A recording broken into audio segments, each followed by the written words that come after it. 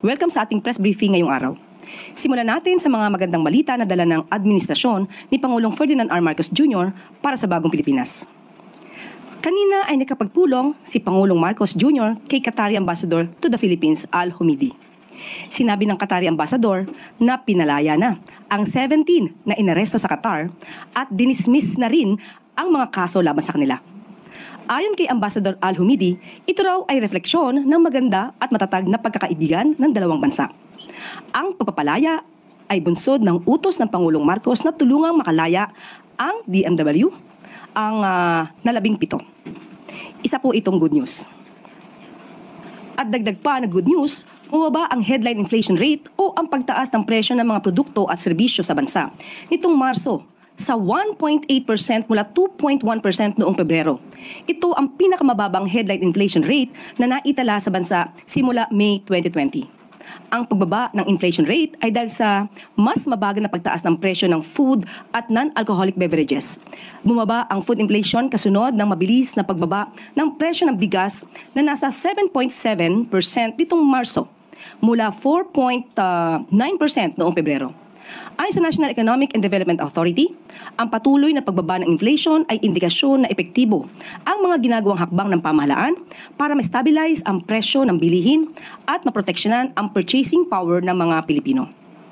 Sa unang 3 buwan ng taon, nasa 2.2% ang naitalang average inflation rate. Moving on, Ann Soberano, Bombo Radio.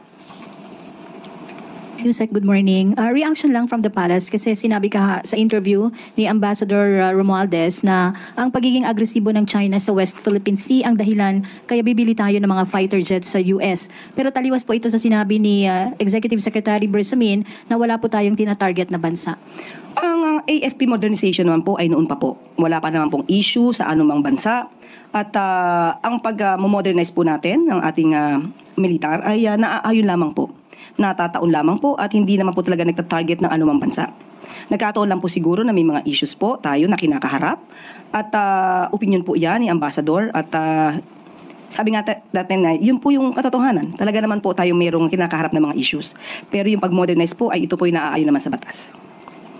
Related question, Ivan Mayrina, GMA Integrated News.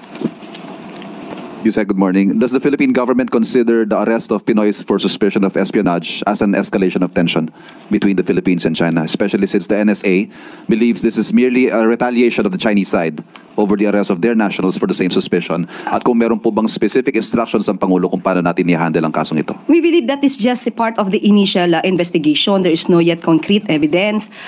If it is really a retaliation or a part of retaliation of the other country, we will not say that because there's no final investigation on that matter. But there is still ongoing investigation on that, and we will just defer all the details to the FA and to DND. Pia Gutierrez, ABS-CBN. Ma'am, nabanggit po ni Senate President Cheese Escudero that there will be government officials who will be attending yung next hearing ng Senate on the arrest of former President Duterte. Sino-sino po ang mga ito? And does this mean na nagbago na yung stand ng palasyo pagdating sa pagdalo ng mga opisyal sa Senate investigation? Sa ngayon po ay according po sa office po ni ES, as we speak, hindi pa po ako nabibigyan ng anumang detail kung nakatanggap na po sila ng invitation. Pero so dapat sa invitation nakalagay po sana kung sino yung mga tao na iimbitahan.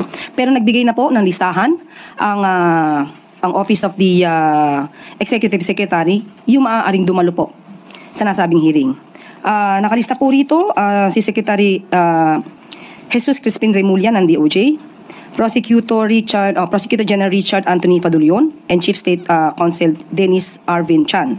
Makakasama at nilagay din po namin sa listahan si Department of Foreign Affairs Secretary Enrique A. Manalo, Philippine Center on Transnational Crime Executive Director Alcantara, PNP General Romel Francisco Marbil, and General Nicolas Torre.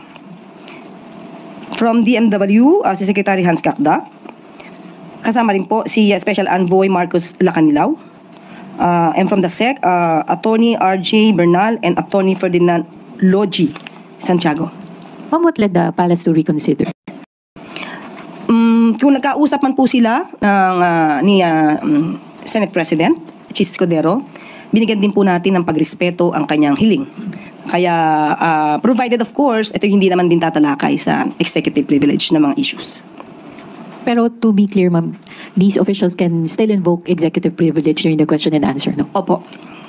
Thank you po.